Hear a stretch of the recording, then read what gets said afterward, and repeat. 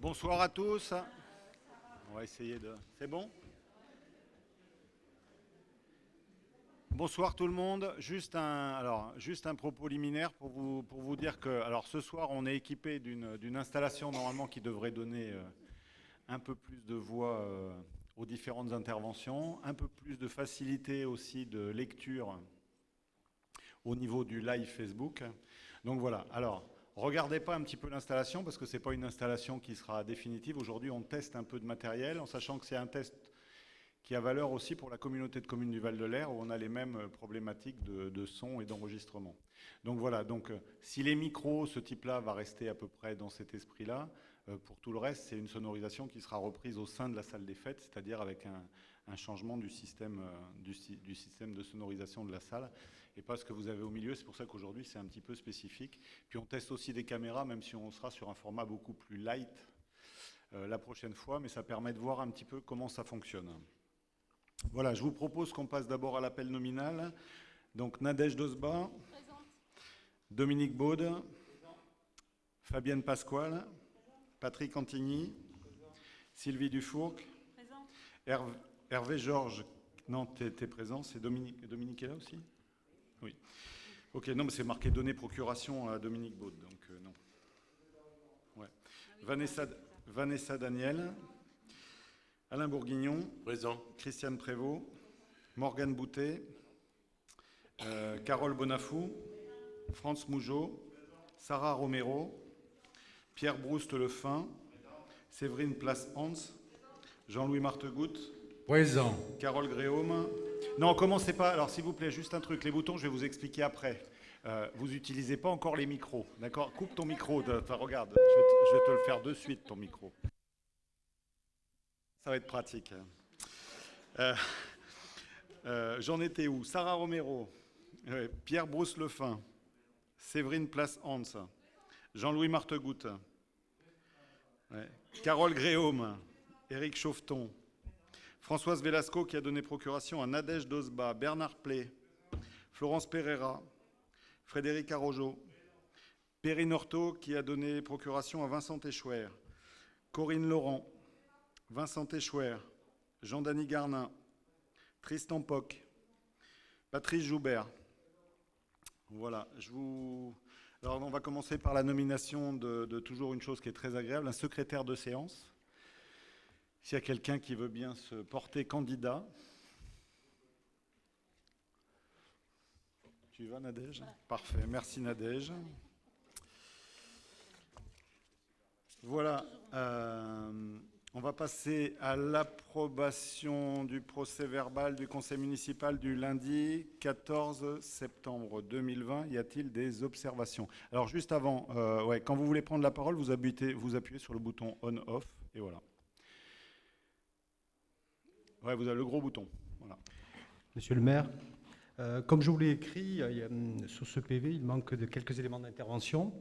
La majorité n'ont pas été toutes reprises, alors que pour nous, c'était intégralement à la virgule près. Il manque notamment la brillante intervention de M. Antigny, et ce serait dommage de s'en priver sur le PV. Donc, merci de nous compléter ce PV. On vous enverra, on a pris à la virgule près toutes vos interventions et on pourra vous les fournir. Alors, je vais vous répondre sur le sujet, mais je vous ai déjà répondu. Okay. Le règlement intérieur aujourd'hui qui gère le conseil municipal précise que c'est une note synthétique et pas une note in extenso, c'est-à-dire qu'on ne fera pas les rapports intégrales du conseil municipal, même quand il sera enregistré. Oui. On en restera à un compte-rendu synthétique, autrement on va faire 80 pages et ça va bien. Synthétique ne veut pas dire sélectif. Non, mais ce n'est pas sélectif du tout. C'est juste que quand vous écrivez quelque chose, on le reprend in extenso, comme moi quand je l'écris, je le donne, il est repris in extenso. Les débats en eux-mêmes, par contre, sont repris de façon synthétique, comme toujours. Donc par contre, on en restera là. Et on va reprendre aussi d'ailleurs dans le règlement intérieur du conseil municipal qu'on votera, je pense que d'ici la fin de l'année, ce type de procédé quand même. Il faut savoir quand même, juste sur le sujet, un compte-rendu intégral nécessite des outils qu'on n'a pas et qu'on n'a pas forcément les moyens d'avoir non plus. Donc il n'est pas question que le personnel municipal passe son temps à ça. Donc on va rester sur... Après, si vous avez des observations, des choses que vous estimez, qui n'ont pas été dites tout à fait, ben on en parle, on met au vote comme on a l'habitude de faire habituellement. Oui, sans solliciter le personnel communal, on a fait ce travail, donc on peut vous le fournir. Mais on en restera, ce que je vous dis, au compte-rendu synthétique. Est-ce qu'il y a d'autres observations? Parlez trop près, on n'entend pas. On va se caler. Oui, bonsoir. Si vous le voulez bien, j'aurais souhaité dire un petit mot, parce qu'on a la jonction de deux conseils municipaux, si vous me l'autorisez. Je vous en prie. Merci beaucoup, monsieur le maire. Chers collègues, j'ai pris bonne note de la réponse de monsieur le maire venant clôturer a posteriori le conseil municipal du 14 septembre dernier. Contre toute attente, monsieur le maire n'a pas répondu par des faits, non, mais il a tout de même tenu à faire part publiquement d'interrogations lui tenant visiblement à cœur, vu la détermination avec laquelle il a assonné ses propres vérités.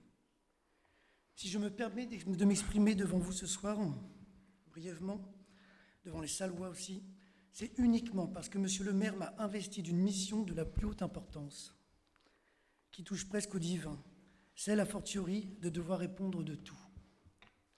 Je cite, « Nul doute que l'ancien adjoint en finance ici présent aura des réponses, ou tout de moins des éclaircissements à leur fournir très prochainement. » Soucieux de ne pas laisser plus longtemps monsieur le maire seul face à ces questionnements, je me dois de lui soumettre les réponses attendues, bien qu'elles ne seront, sans nul doute, pas à la hauteur des attentes et des espérances portées par monsieur le maire à mon endroit. Ce soir, je n'aurai réponse à rien sur ce point, et je risquerai, encore et toujours, de décevoir monsieur le maire. Je n'aurai réponse à rien. La raison est simple. Personne à ce jour, parmi nous, parmi vous, n'a de réponse à donner à un rapport d'observation provisoire de la Chambre régionale des comptes.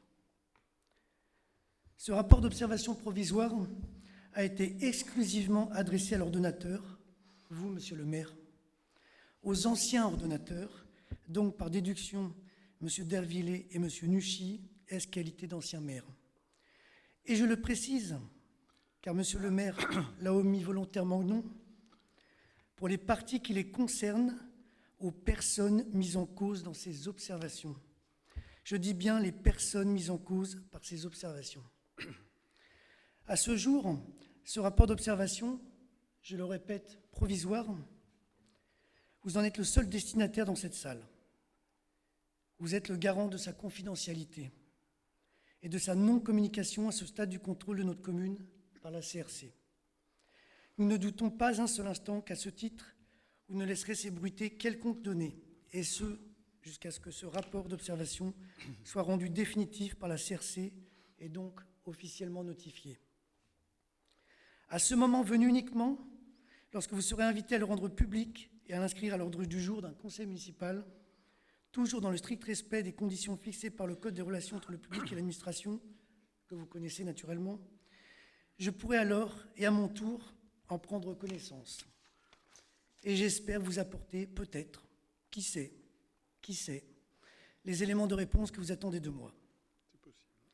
Avec toute la transparence que je vous dois, je vous informe, en amont de ce conseil municipal le 12 octobre, m'être rapproché de la CRC Nouvelle-Aquitaine auprès du premier conseiller.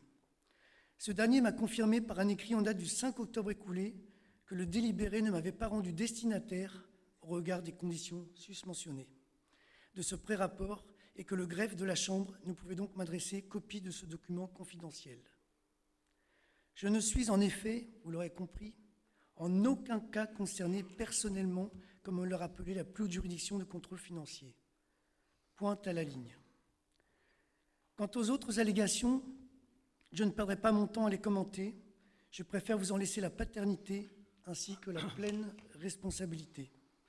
Je refermerai donc cet aparté, souhaitant que le débat se recentre enfin sur l'intérêt des Sallois, que l'intérêt obsessionnel et immuable que vous me portez, même si remarquable et touchant soit-il, n'entache pas notre mission à tous d'intérêt général, n'entrave pas l'action collégiale, n'occulte pas la raison de notre présence à tous ici, la commune de Salles, laquelle doit rester l'aînée de vos préoccupations, de nos préoccupations. Déployez cette énergie formidable dont vous savez faire preuve au service de l'avenir de notre commune et tolérez que nous y veillons. Ce n'est pas POC ou le POC, comme vous aimez m'appeler affectueusement dans l'intimité de la sphère privée, qui vous en conjure. C'est plus d'1 millier de vos administrés et beaucoup d'autres encore qui comptent sur vous. Je vous remercie de votre attention et de votre écoute. Encore merci. Alors, je vais vous rassurer. D'abord, je n'ai pas d'obsession. Vous ne me décevez pas, j'en attendais pas moins de vous. Hein. Quand j'ai parlé de ce que j'ai pu dire lors du dernier conseil municipal, qu'on veuille ou qu'on ne veuille pas, je me suis juste appuyé sur des faits et pas du rapport de la Chambre régionale des comptes. Je ne l'avais pas reçu. Donc je ne risquais pas d'en parler, ça ne risque pas. Vous ne l'avez pas reçu, c'est bien normal. Vous n'êtes pas cité comme personne présente. Le conseil municipal et le fonctionnement du précédent conseil municipal est bien cité. Vous étiez adjoint aux finances, vous ne pouvez pas donc vous exonérer de toute responsabilité. Ce n'est pas possible. Vous étiez adjoint aux finances en plus. Donc voilà, moi je ne cherche pas à vous donner de leçons, mais en général, quand on cherche des choses et quand on veut dire à des gens soyez les garants d'un bon fonctionnement, etc., il faut être en mesure de les donner, ces leçons. Et moi, je serais prêt à les recevoir, mais de gens qui peuvent les donner, pas des gens qui se sont comportés comme vous avez pu le faire lors du dernier mandat. Et là, ça ne s'adresse pas à tout le monde. C'est tout. Voilà, sur ce, je vous propose qu'on passe à l'ordre du jour et au... Pardon.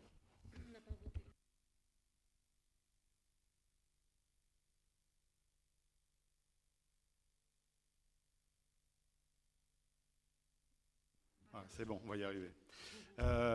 Oui, le procès-verbal du lundi 14 septembre 2020. Donc je mets aux voix qui est pour l'adoption de ce procès-verbal, qui est contre, qui s'abstient, 5 abstentions. Ok. Merci. Je vous propose de passer aux communications diverses. Non, pardon, avant de passer aux communications diverses, pardon, je vous propose de rajouter un point à l'ordre du jour. C'est un vœu pour la situation au Haut-Karabakh aujourd'hui. Donc je mets aux voix le rajout de cette motion. Est-ce qu'il y a des abstentions? Des votes contre? Je vous remercie. Une abstention? Ouais.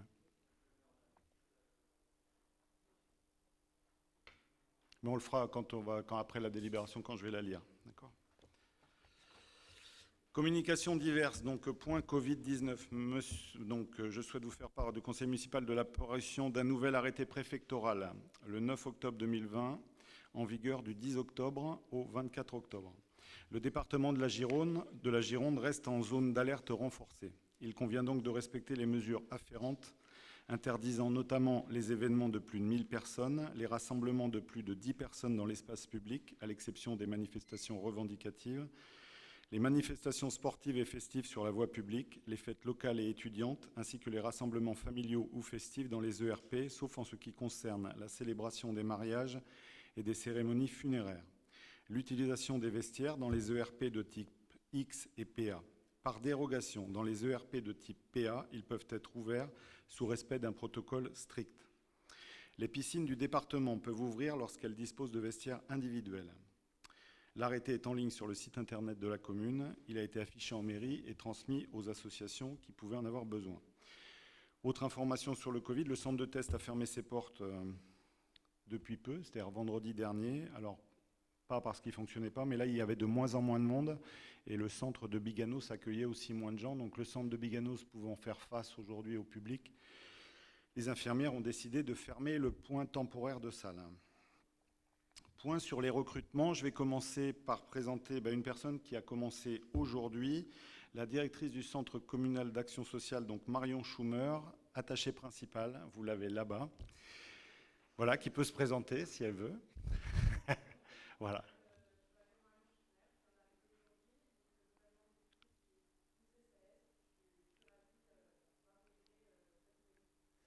Bienvenue à vous. Donc elle est attachée territoriale et elle nous arrive de Mayotte. Voilà. Le directeur général des services, alors qui n'est pas là, mais Bruno Fourny, qui est un attaché territorial principal, qui prendra ses fonctions à compter du 1er novembre 2020. Rapport d'activité, donc le rapport annuel de la commission de la communauté de communes du Val-de-Lair, service public d'assainissement non collectif, donc le SPANC, disponible au secrétariat général si vous voulez en avoir connaissance de façon complète.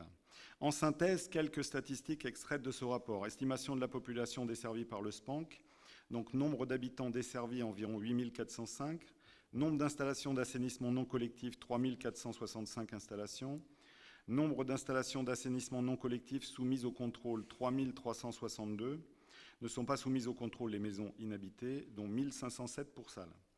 Le deuxième contrôle périodique a été engagé à compter du 1er juillet 2014 pour une durée de 6 ans, soit jusqu'au 30 juin 2020.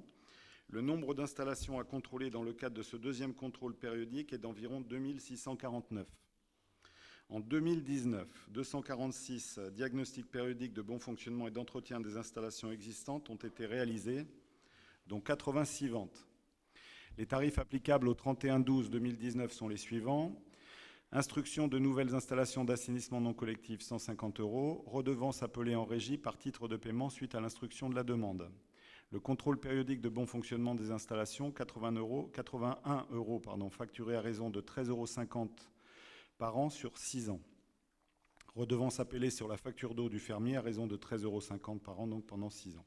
Cette redevance est collectée par le fermier sur la facture d'eau et reversée à la collectivité. Contrôle en cas de vente de l'habitation, 81 €, facturé en une seule fois après délivrance du rapport de visite. Réhabilitation des installations d'assainissement non collectif, gratuité de l'instruction. Voilà. Rapport annuel 2009 de la communauté de communes du Val-de-Lair sur les ordures ménagères et déchetteries, donc pareil, disponible au secrétariat général. Les principaux éléments à retenir dans ce rapport sont les suivants. Ordures ménagères, 4631 tonnes, plus 1,13% par rapport à 2018. Produits recyclables, 983 tonnes, plus 2,08% par rapport à 2018. Taux de refus des produits recyclables, 16,11% contre 9,79% en 2018. Verre, 730 tonnes, soit moins 7,40% par rapport à 2018. Tonnage des déchetteries pour particuliers, 8998 tonnes, plus 2,84% par rapport à 2018. Fréquentation des déchetteries pour particuliers, 106 548 entrées, plus 10,02%. Tonnage de la déchetterie pour professionnels, 2219 tonnes, plus 21,33% par rapport à 2018. Déchets d'équipements électriques et électroniques collectés, les D3E, 213 tonnes, moins 2,67 par rapport à 2018.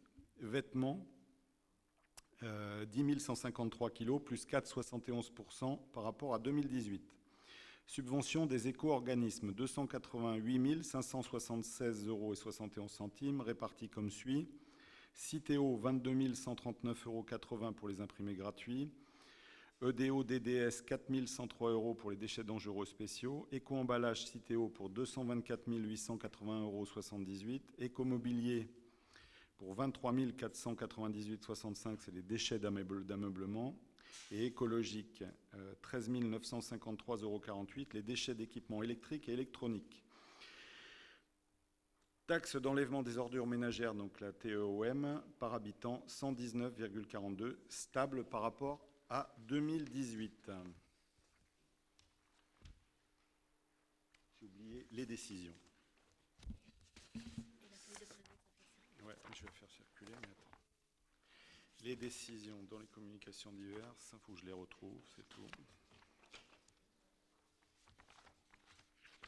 Ouais, mais attends, bouge pas, je les ai là certainement. Bon, elles sont parties.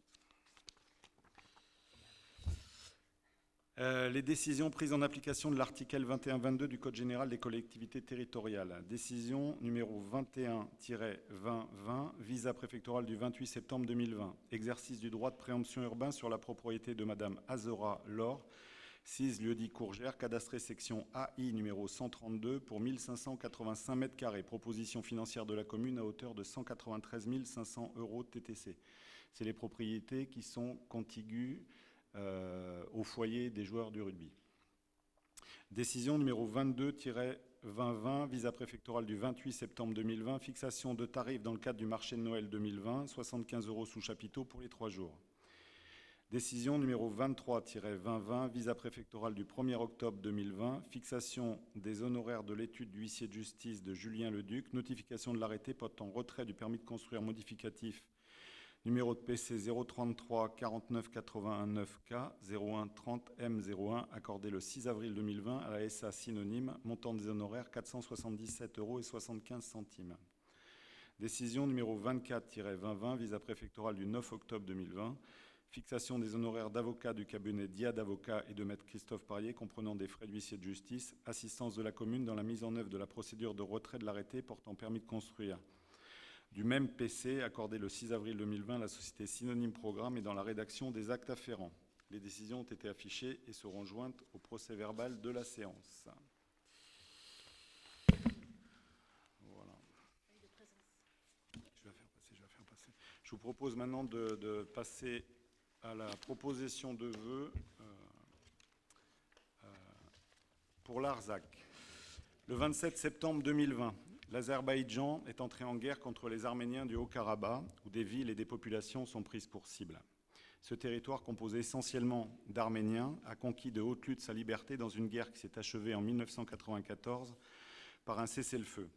Ce conflit n'a malheureusement jamais été réellement résolu et des affrontements d'une extraordinaire violence se déroulent actuellement. La diplomatie française ne ménage pourtant pas ses efforts.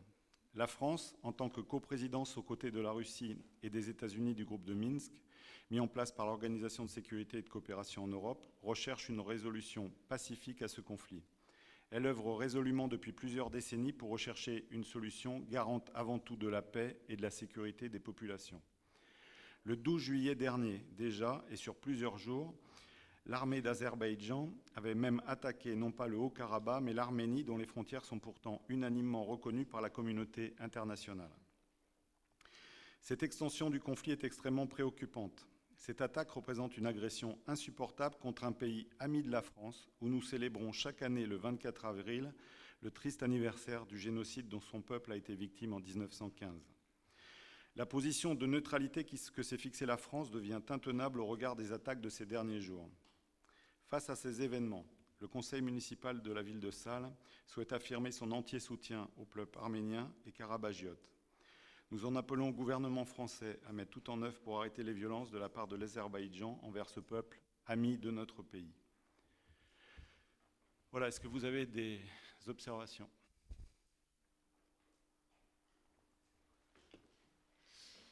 Alors, Monsieur le maire, vous nous demandez de nous exprimer sur le soutien en faveur du peuple arménien et karabagiote qui serait opprimé par l'armée azerbaïdjanaise, et nous ne pouvons bien naturellement que vous confirmer notre entière solidarité sans la moindre hésitation.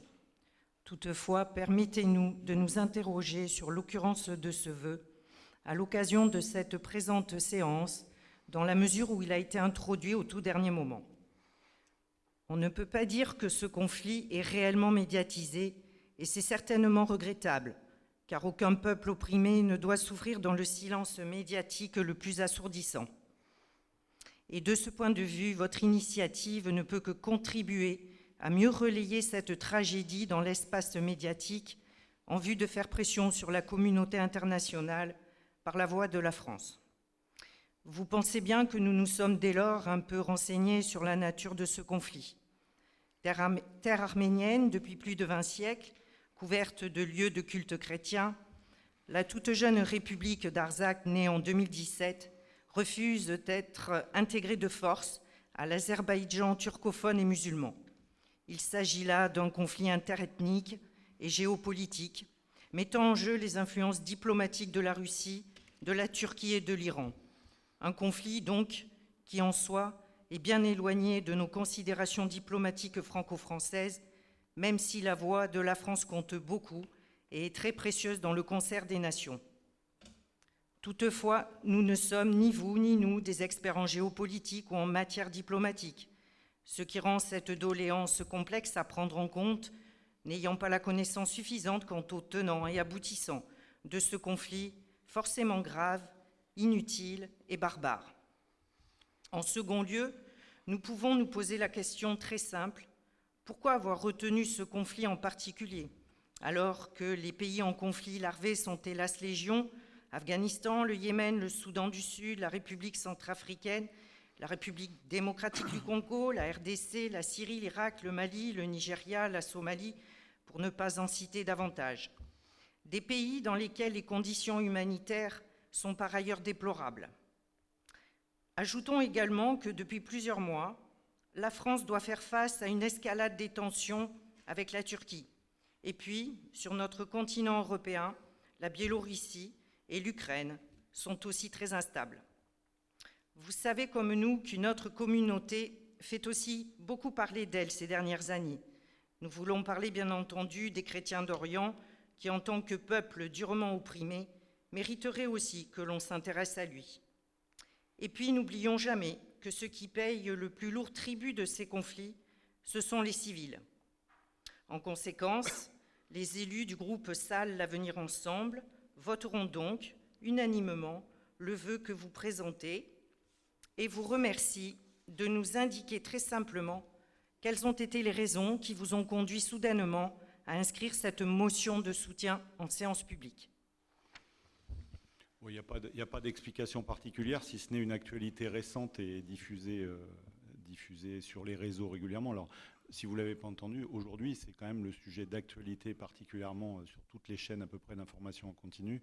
J'entends bien, et je pense que vous en avez fait un bon résumé sur la situation au Haut-Karabakh, et puis aussi sur tous les conflits. Bien entendu que des vœux pourraient être mérités pour tous les conflits qui existent, que ce soit au Mali, que ce soit au Niger, que ce soit un petit peu partout. Aujourd'hui, on est sur une actualité proche. On est aussi sur un pays particulier au niveau de l'Arménie. D'abord parce qu'il y a une décision qui a été prise par un président de la République d'acter le génocide et d'en faire une date avec le 24 avril. Donc on a des liens quand même un peu particuliers quand même avec cette communauté. Là, c'est l'actualité récente, tout simplement, qui a fait. Et puis aussi des demandes, parce que je vais quand même le dire, je ne suis pas forcément à l'initiative de cette motion. Elle a été proposée par des élus de ma majorité. J'ai trouvé l'idée intéressante sur tout ce qu'il y avait, et je pense qu'elle était importante à prendre.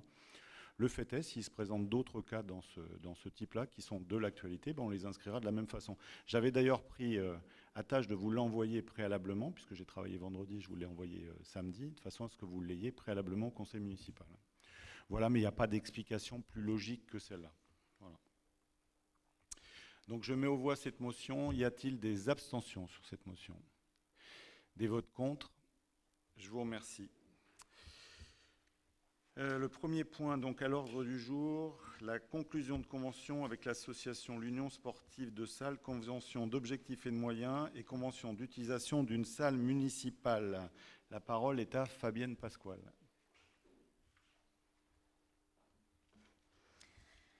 Le conseil municipal, vu le Code général des collectivités territoriales, vu la loi numéro 2000-321 du 12 avril 2000, relative aux droits des citoyens dans leurs relations avec les associations, notamment les articles 9-1 et 10. Vu le décret numéro 2001-495 du 6 juin 2001, pris pour l'application de l'article 10 de la loi numéro 2321 du 12 avril 2000 et notamment l'article 1er. Vu la circulaire numéro 5811/SG du 29 septembre 2015 relative aux nouvelles relations entre les pouvoirs publics et les associations. Vu la délibération numéro 2016-07-7 prise en conseil municipal le 12 juillet 2016 portant renouvellement de la convention d'objectifs et de moyens conclue entre la commune et l'association l'USS jusqu'au 13 juillet 2020. Vu l'avenant numéro 1 à la convention précitée, conclu le 27 juin 2018, autorisant l'association l'USS à utiliser les locaux de l'ancienne piscine municipale jusqu'au 13 juillet 2020 et à y réaliser des travaux. Vu la décision du maire numéro 06/2020, en date du 13 mai 2020, prise en application de l'ordonnance numéro 2020-391 du 1er avril 2020, visant à assurer la continuité du fonctionnement des institutions locales et l'exercice des compétences des collectivités territoriales, afin de faire face à l'épidémie de Covid-19 par laquelle le maire a octroyé à l'association l'USS, association loi 1901, une subvention annuelle pour l'année 2020 de l'ordre de 32 500 €.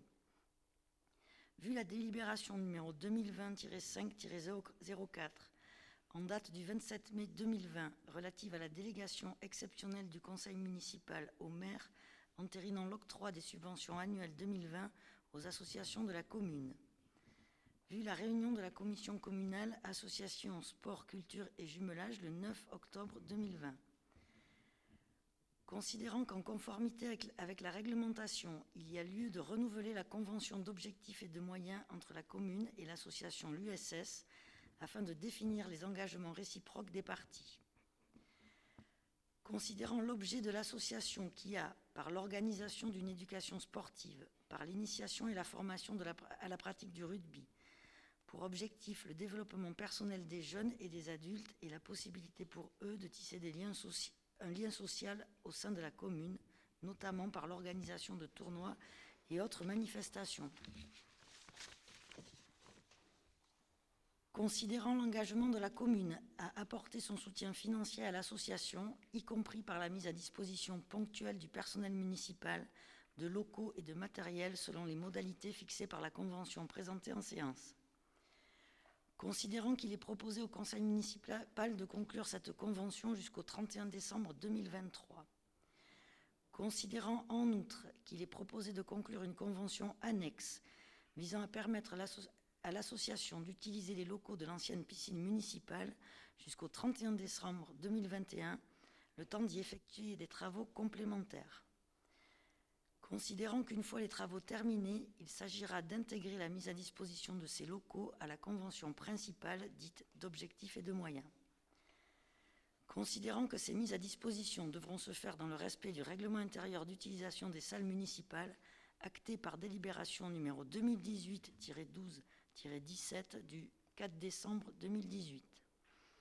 Après en avoir délibéré, approuve les conventions figurant en annexe.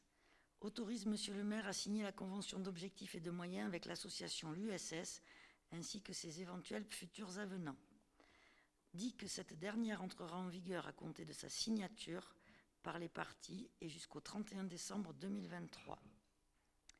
Autorise Monsieur le maire à signer la convention d'utilisation de l'ancienne piscine par l'association USS jusqu'au 31 décembre 2021 ainsi que ses éventuels futurs avenants.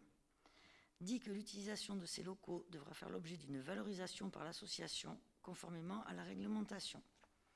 Y a-t-il des observations? Je m'abstiendrai, vous comprenez, Il y a pour Françoise qui quelle fera raison? pareil aussi. Et toi aussi, ouais. Non, Françoise. Y a-t-il d'autres observations sur la convention? Je mets aux voix. Y a-t-il des abstentions? 2 abstentions? Ben, vous n'êtes pas obligé, vous pouvez vous abstenir que pour vous. Hein. Une. Et puis Françoise, donc 2 abstentions, des votes contre. Je vous remercie.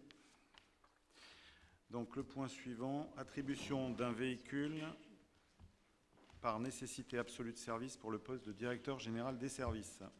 J'en serai le rapporteur.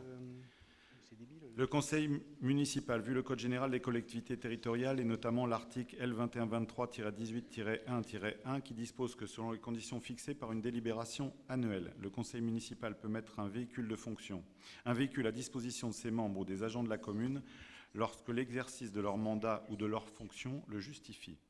Vu le code de la sécurité sociale et notamment les articles L242-1 et R242-1, vu la loi numéro 83-134 du 13 juillet 1983 modifiée portant droits et obligations des fonctionnaires. Vu la loi numéro 84-53 du 26 janvier...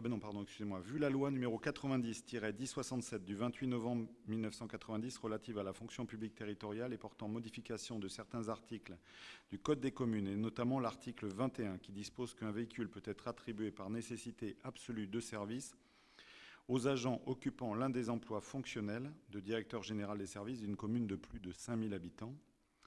Vu l'arrêté du 10 décembre 2002 relatif à l'évaluation des avantages en nature en vue du calcul des cotisations de sécurité sociale et notamment son article 3. Vu la circulaire numéro 5928/SG du 20 avril 2017 relative à la gestion du parc automobile de l'État, des établissements publics de l'État et des autres organismes, vu l'instruction fiscale numéro BOI RSA base 20-20 en date du 10 juillet 2020, considérant que l'attribution d'un véhicule aux agents communaux est subordonnée à une décision préalable de l'organe délibérant de la commune. Considérant que suite aux opérations de recrutement, un directeur général des services va prendre ses fonctions sur un emploi fonctionnel le 1er novembre 2020. Considérant que dans le cadre de sa prise de fonction, il est proposé au conseil municipal de lui attribuer un véhicule de la collectivité. Considérant qu'il est précisé que le véhicule sera de type léger et fait actuellement l'objet d'un contrat de location. Considérant que l'attribution du véhicule étant personnelle et nominative, elle exclut donc toute utilisation par des tiers, sauf par les conducteurs de l'administration ou les personnes chargées de son entretien. Considérant que ce véhicule lui sera affecté afin d'effectuer des déplacements professionnels et privés et qu'à cette occasion, la commune prendra à sa charge les dépenses de carburant, d'entretien, de location ainsi que d'assurance, l'agent devra néanmoins contracter une assurance complémentaire pour y transporter des tiers à titre personnel. Considérant que l'emploi à titre privé d'un véhicule dit de fonction constitue un avantage en nature, il sera donc soumis à déclaration fiscale et à cotisation, conformément à la réglementation. L'évaluation de l'avantage en nature sera effectuée sur la base d'un forfait fixé à l'article 3 de l'arrêté du 10 décembre 2002 relatif à l'évaluation des avantages en nature en vue du calcul des cotisations de sécurité sociale et selon les préconisations de l'URSSAF en vigueur. Les cotisations sociales seront intégralement à la charge de l'agent. Considérant toutefois que l'agent devra laisser à disposition des services le véhicule pendant ses congés annuels à partir d'une semaine entière. Considérant que l'agent devra être en possession d'un permis de conduire valide et devra en informer sa hiérarchie en cas de perte totale de ses points ou de la suspension de son permis de conduire, il devra par ailleurs signaler toute interdiction ou restriction d'ordre médical pour la conduite du dit véhicule. Considérant qu'il est rappelé qu'il sera pénalement responsable de ses actes et toute infraction au code de la route sera de sa responsabilité. Il s'acquittera ainsi des amendes et des frais connexes. Par ailleurs, sa responsabilité civile pourra être engagée si les dommages sont la conséquence d'une faute personnelle. Après en avoir délibéré, décide d'attribuer un véhicule par nécessité absolue de service au directeur général des services de la commune à côté du 1er novembre 2020, dit que l'utilisation du véhicule à titre personnel par le directeur général des services fera l'objet d'une évaluation par la collectivité de l'avantage en nature procuré selon un forfait annuel en conformité avec les dispositions précitées. Dit que cette attribution fera l'objet d'un arrêté du maire précisant les modalités d'attribution. Dit que l'utilisation de ce véhicule par le directeur général des services devra être conforme au règlement intérieur d'utilisation des véhicules municipaux qui sera prochainement soumis à l'approbation du conseil municipal. Est-ce que vous avez des questions? Je mets aux voix. Est-ce qu'il y a des abstentions sur cette délibération? Des votes contre? Je vous remercie pour l'unanimité. Attribution d'une subvention à l'association Créafil. La parole est à Fabienne. Le conseil municipal, vu le Code général des collectivités territoriales et notamment les articles L 1611-4 et L 2311-7, vu la décision du maire numéro 06/2020 prise le 13 mai 2020 par laquelle le maire a accordé les subventions aux associations pour l'année 2020, et ce, en conformité avec l'ordonnance numéro 2020-391 du 1er avril 2020, visant à assurer la continuité du fonctionnement des institutions locales et de l'exercice des compétences des collectivités territoriales afin de faire face à l'épidémie de Covid-19. Vu la délibération numéro 2020-5-04 en date du 26 mai 2020 relative à la délégation exceptionnelle du conseil municipal au maire entérinant l'octroi des subventions annuelles 2020 aux associations de la commune. Vu la réunion de la commission communale Association Sport, Culture et Jumelage le 9 octobre 2020. Considérant que l'association Créafil n'était pas concernée par ces attributions suite à une erreur dans son dossier de demande de subvention. Considérant que par courrier du 1er octobre 2020, reçu en mairie le 5 octobre, l'association demande à pouvoir bénéficier d'une subvention annuelle pour l'année 2020 de l'ordre de 100 €. Considérant que l'attribution de la subvention revêt un intérêt communal.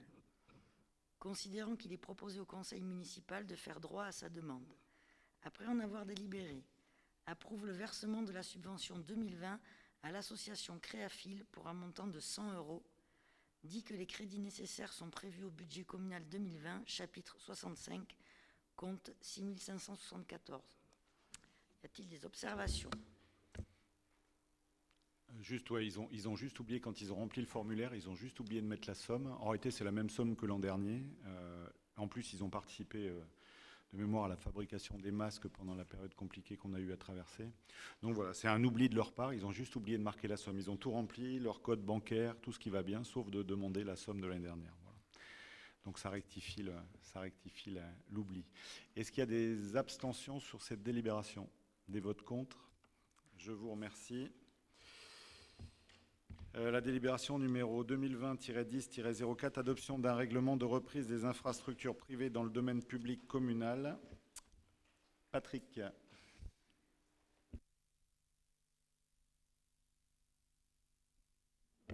Ça y est. Le conseil municipal, vu le Code général des collectivités territoriales et notamment l'article L2121-29, vu le Code général de la propriété des personnes publiques et notamment les articles L2111-1, 2111-2 et 2111-3, vu le Code de la voirie routière et notamment les articles L141-1 et suivants et l'article L162-5, vu le Code de l'urbanisme et notamment l'article L318-3, vu la réunion de la Commission communale urbanisme et sécurité le 9 octobre 2020, considérant que bon nombre de représentants d'associations syndicales libres ASL de lotissement sollicitent régulièrement la commune pour la rétrocession de leur voirie, cette voirie comprenant la voie, les trottoirs et les réseaux, dont la défense incendie, et la rétrocession de leurs espaces verts, considérant la volonté de se doter d'un règlement de reprise des infrastructures privées dans le domaine public communal permettant une description précise de la procédure d'incorporation et les exigences techniques requises par la commune. Considérant que ce règlement a notamment pour objectif de fixer les modalités de reprise des infrastructures privées afin d'informer les administrés des conditions suivantes exigées. La présence de 6 habitations au minimum, les voies ouvertes à la circulation publique, le transfert possible uniquement à l'issue du délai de la garantie décennale des espaces communs, les liaisons interquartiers ou en continuité urbaine visible avec d'autres quartiers, sauf exception, les caractéristiques et équipements de la voie et de ses dépendances compatibles avec un usage public, notamment au niveau de la largeur et des possibilités de retournement. Un accord de 100% des colotis pour le transfert et pour la prise en charge financière des études préalables et des travaux, une incorporation d'un bien remis préalablement en état et aux normes et un taux de 80% des lots construits. Considérant qu'il est précisé que l'ASL devra en faire la demande écrite. Considérant que les services municipaux et la commission urbanisme et sécurité seront ensuite chargés d'étudier chaque demande. Considérant qu'il est rappelé que la commune n'a aucune obligation de reprendre ces espaces. Considérant que l'intégration dans le domaine public communal ne sera effectuée qu'après délibération de l'organe délibérant. Après en avoir délibéré, adopte le règlement de reprise des infrastructures privées dans le domaine public communal, lotissement, tel que proposé en séance. Dit qu'il sera communiqué aux ASL demanderesses et fera l'objet d'une communication sur le site internet de la commune. Y a-t-il des questions? Est-ce que vous avez des questions sur le règlement de reprise?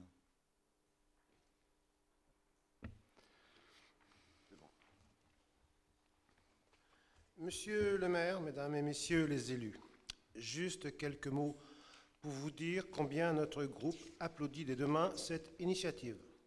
Et j'avais déjà eu l'occasion, pour ma part, de vous le confier lors de la commission qui s'est tenue. Aujourd'hui, évoquer le mot règlement a bien souvent une connotation négative dans le sens où il est rapidement assimilé à la contrainte, à la norme, au contrôle et au blocage. Or, il constitue aussi, et c'est le cas ici, une excellente chose pour mettre de l'ordre et préciser les choses techniquement, méthodologiquement et juridiquement, surtout lorsqu'il n'y a rien d'existant. Et le propre du règlement, c'est qu'il fixe un cadre uniforme qui doit être respecté par tous sans exception. Et sur la question de l'incorporation des infrastructures privées dans le domaine public, l'outil réglementaire devenait certainement indispensable pour répondre aux enjeux et problématiques qui ne manquaient pas de se poser. Ce règlement nous semble donc opportun, complet et très utile pour partager les rôles entre les différentes parties, notamment à un moment de notre histoire où nos communes rurales voient l'arrivée de plus en plus de lotissements privés sur leur territoire. Ne pas envisager de rétrocession avant la fin de la garantie décennale est une très bonne chose. L'argent public n'a pas à payer certaines malfaçons rencontrées après la construction de certains espaces communs dans ces lotissements privés. Merci de votre attention. Merci. Merci de votre intervention. Bon, c'est vraiment l'esprit d'ailleurs de ce règlement. Hein. C'est pas, voilà, c'est d'abord la multitude de demandes qui commencent à arriver pour des lotissements qui sont tout juste finis ou en cours de finition. Et il fallait fixer une règle. Et je pense que le fait de la garantie décennale est une bonne règle qui fait que pendant la période de garantie, on laisse le lotissement vivre et puis on le reprend au terme de la garantie décennale et après remise en état par l'association syndicale. Ça va être voilà. Et puis après, petit à petit, les lotisseurs, ils vont apprendre, ils vont regarder, ils vont s'adapter au cahier des charges. Ils vont aussi se rapprocher de nous pour éviter d'avoir trop de frais au moment de la rétrocession, parce que c'est aussi ça un peu l'objectif quand même, hein, c'est qu'ils ne nous fassent pas des choses que on n'a pas envie d'avoir après. Donc voilà, ça va être une opération. Après, c'est un premier jet, on va dire, de ce règlement. On va le laisser vivre. Vous le travaillerez pour ceux qui sont présents dans la commission sécurité et urbanisme. Et puis je pense que petit à petit, les choses vont avancer. Le document évoluera, je pense, dans le temps. Puis voilà, on va l'adapter et aux situations, aux lotissements, etc. Et puis on va vraiment le laisser vivre pour l'adapter au plus près possible des attentes, quoi. Est-ce qu'il y a d'autres interventions ? Non, je vous propose de mettre aux voix. Y a-t-il des abstentions sur ce règlement ? Des oppositions ? Je vous remercie pour l'unanimité. La délibération numéro 2020-10-05, adoption du règlement d'intervention sur les voiries communales. Bernard. Non, il n'est pas allumé. Voilà.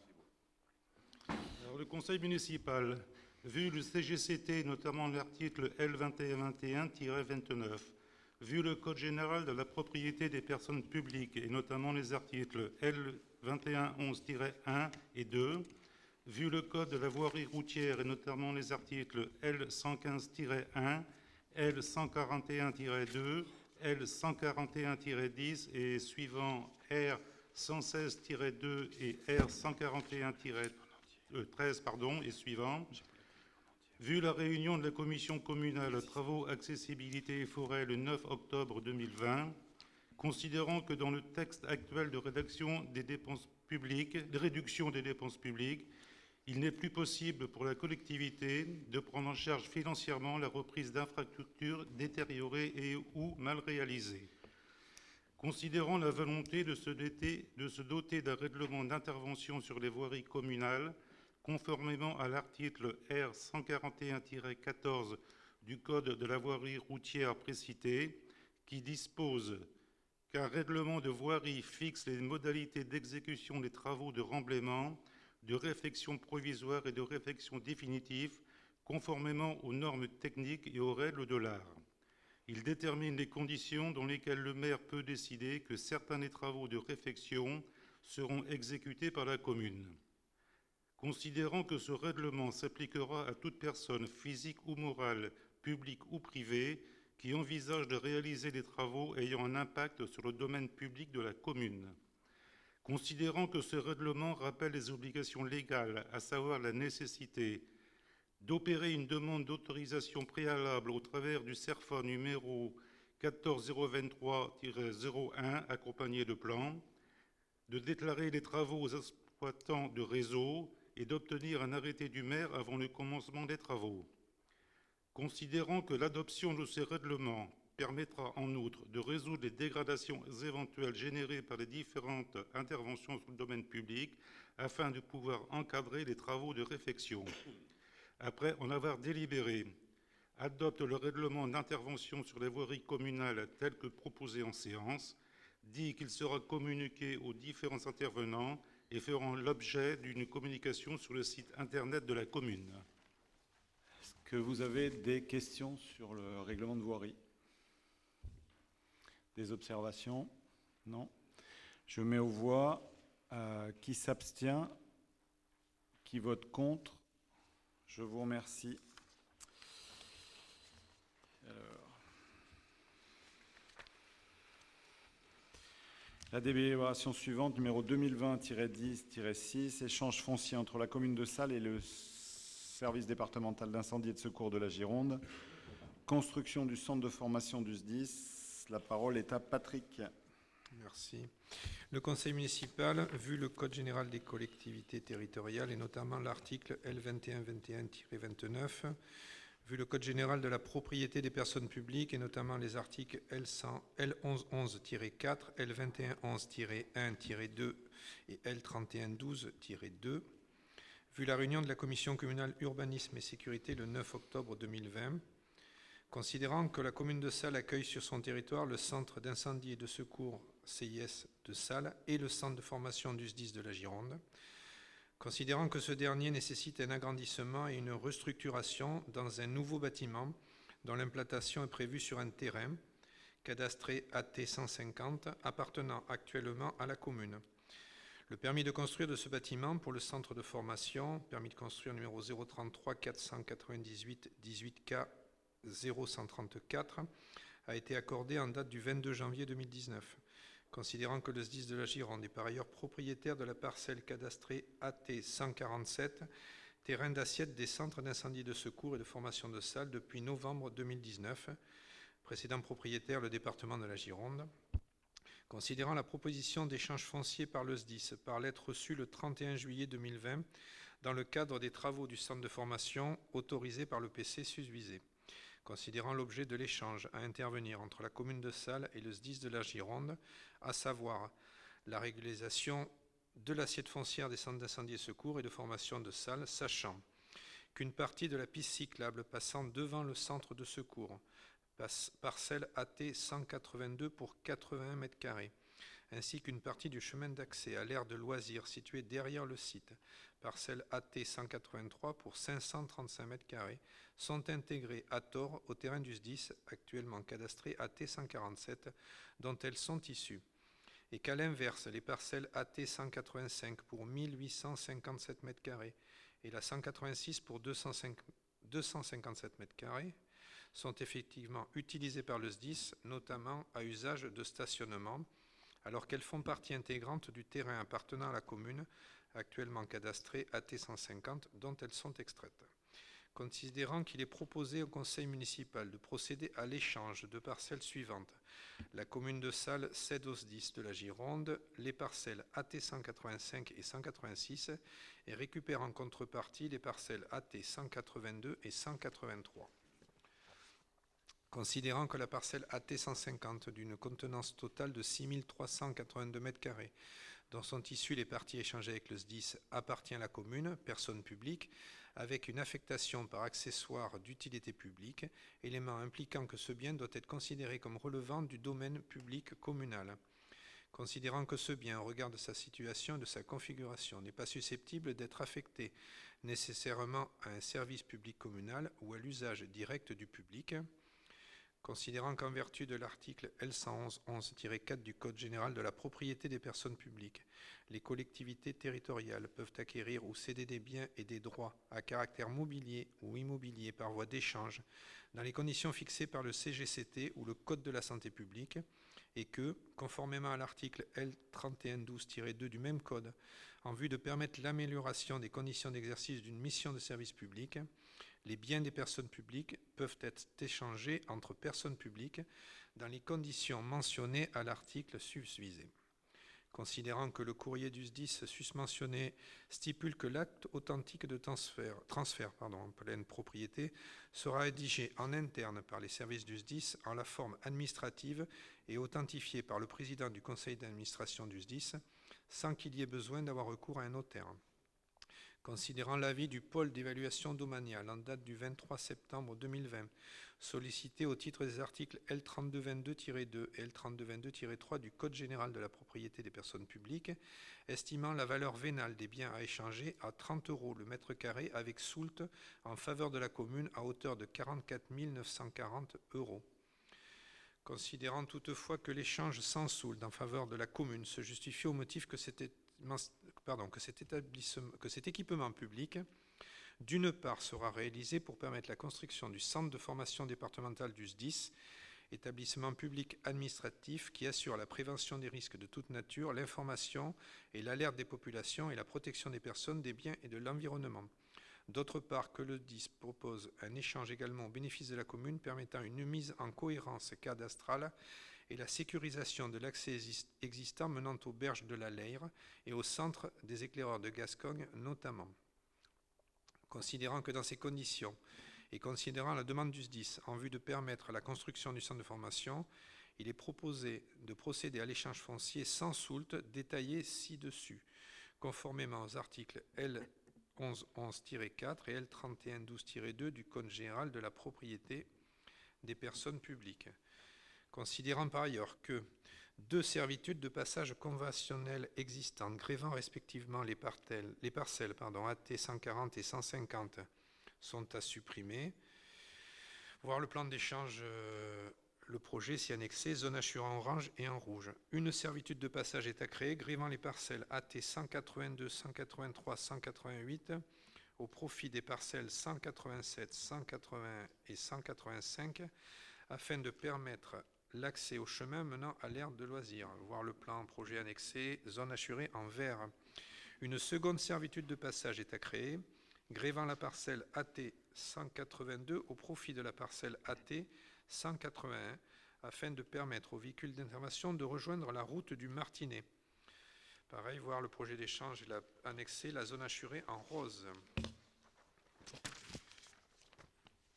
Et donc enfin, la servitude conventionnelle existante grévant la parcelle AT 187 au profit des parcelles AT 180, 182 et 183, afin de permettre aux véhicules d'intervention de rejoindre la route du Martinet, est à conserver celle-ci. Donc projet d'échange annexé, zone assurée en bleu.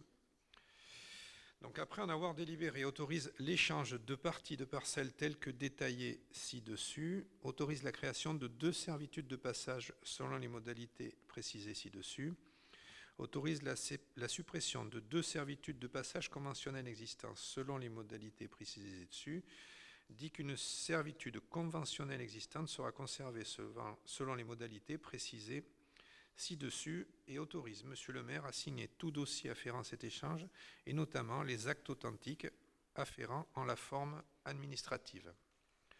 Y a-t-il des questions? Technique. C'est un peu rébarbatif, mais voilà. C'est juste des échanges de parcelles pour le bon fonctionnement des services du SDIS. Ah oui, elle était copieuse. Pas d'observation, donc on passe au vote. Et y a-t-il des abstentions sur cette délibération? Des votes contre? Je vous remercie pour l'unanimité. Questions diverses. Donc une question écrite qui est inscrite à l'ordre du jour, qui nous a été transmise par le groupe Salle l'Avenir Ensemble.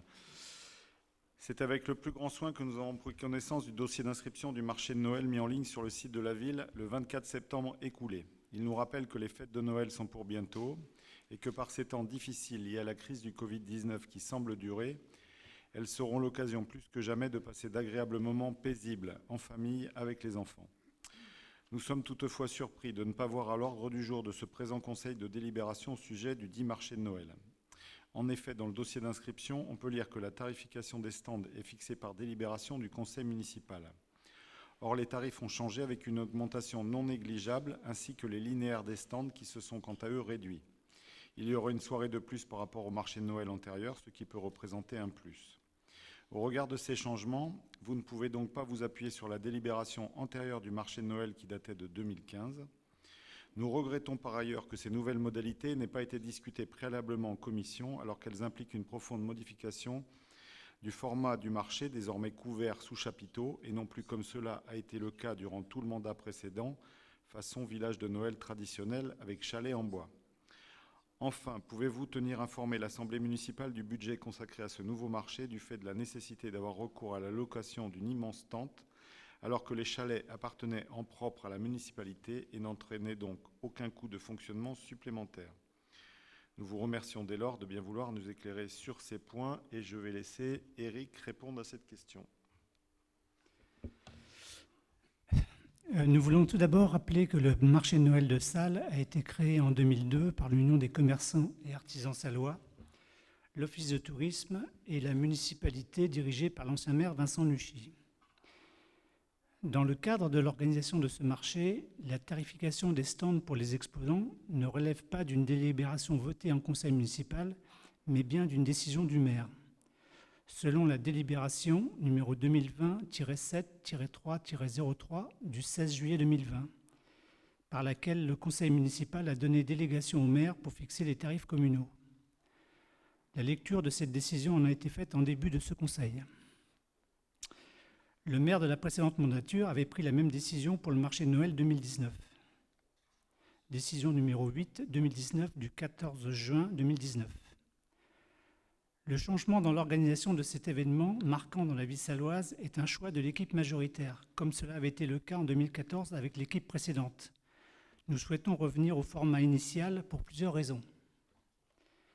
Une mise en place du marché de Noël sous un chapiteau entièrement couvert, avec possibilité de chauffage en cas de grand froid, permet d'accueillir les exposants et le public dans de très bonnes conditions, notamment en cas de pluie.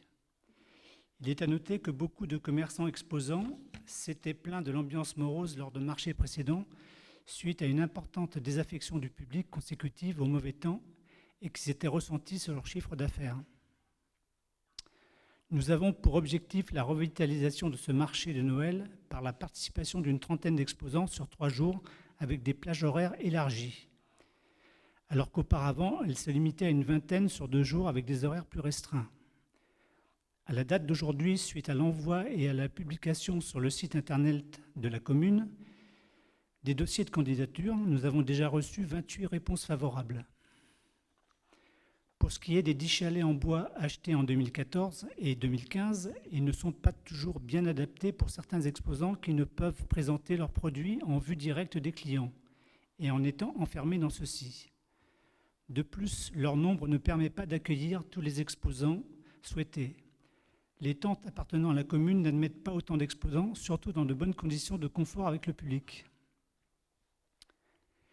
Une partie des chalets sera cependant utilisée pour les exposants qui le souhaitent. L'esprit de Noël sera alors, comme vous l'évoquez dans votre liminaire, totalement conservé. Toutefois, nous voulons faire remarquer que dès notre prise de fonction en juillet, nous avons constaté qu'un certain nombre de chalets étaient détériorés suite à leur stockage à l'extérieur du centre technique municipal et leur exposition aux intempéries. Les toitures n'avaient pas été conçues au départ pour être résistantes à la pluie. En conséquence, la commune a dû engager des frais et de la main-d'œuvre des services techniques pour les remettre en état. Nous avons également choisi de faire confiance à nos associations salloises pour prendre en charge la partie restauration, et ce, sans leur faire payer la moindre participation. Si elles sont volontaires et engagées solidairement avec la mairie, cela leur permettra d'engranger quelques bénéfices dont elles ont tant besoin en ces temps difficiles. Concernant le coût de ce marché, il sera certes plus élevé que précédemment, c'est évident. Mais nous souhaitons en faire un événement marquant qui réunisse le plus grand nombre de Salloises et Sallois, petits et grands, dans un esprit chaleureux de fête et de convivialité, avec cependant toutes les précautions nécessaires par rapport à la pandémie de Covid-19. Pour l'instant, aucune dépense n'a été engagée pour la location de chapiteaux. Nous avons seulement demandé 4 devis auprès de prestataires et négocié sur chacun d'eux afin de réduire notablement leur montant. Bien évidemment, la commission festivité sera bientôt en fonction et permettra de valider toutes ces orientations et de travailler sur le choix des différentes animations. Je vous remercie pour votre attention. Voilà, l'ordre du jour étant épuisé, je clôt ce conseil municipal et je vous souhaite une excellente soirée. Non, il n'y a pas de réponse aux questions diverses. Je suis désolé, pour l'instant, on est dans le règlement intérieur avant.